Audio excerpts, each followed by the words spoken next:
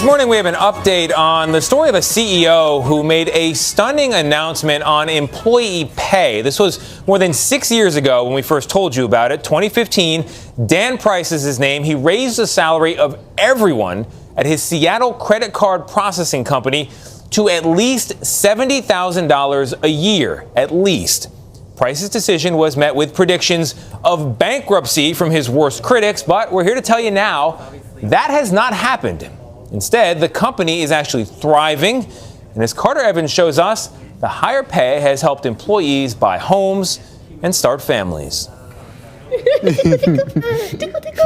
New parents and coworkers Carrie Chen and Alex Franklin can't wait to introduce their son to colleagues at work, a company they say made it possible for them to begin a family in the first place. And you weren't the only ones that had a baby, huh? No, everybody had a baby. So it's a baby boom here. Why do you think that's happening? We can afford it. They both work at Gravity Payments in Seattle, a credit card processing company with a CEO who 6 years ago did something that shocked everyone. And we're going to have a minimum $70,000 pay rate for everyone that works here. You had people making $35,000 a year, but you told them you were going to double their salary. Yeah. And then you actually had to do it. Right. How did you pull it off? Well, it's tricky. You know, I took the $1 million pay cut. That's right, $1 million pay cut. Dan Price was simultaneously hailed as a hero and eviscerated as an enemy of capitalism. Lunatic of all lunatics, Dan Price. Personally, I think he's a socialist. I hope this company is a case study in MBA programs because it's going to fail. But that didn't happen. So you've almost doubled the number of employees, and you've tripled business. Yeah. And you're still paying a minimum of $70,000 a year. Correct. How much do you make?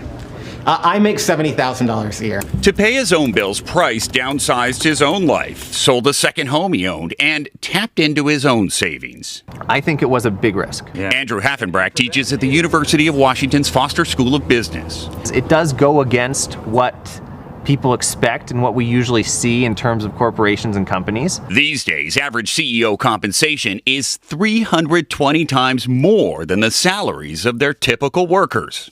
This shows that isn't the only way for a company to be successful and profitable. Do you pay what you can get away with, or do you pay what you think is ideal or reasonable or fair? Why aren't more companies doing this?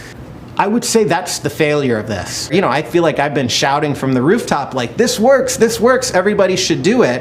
And 0 big companies are following suit because the system values having the highest return with the lowest risk and the lowest amount of work.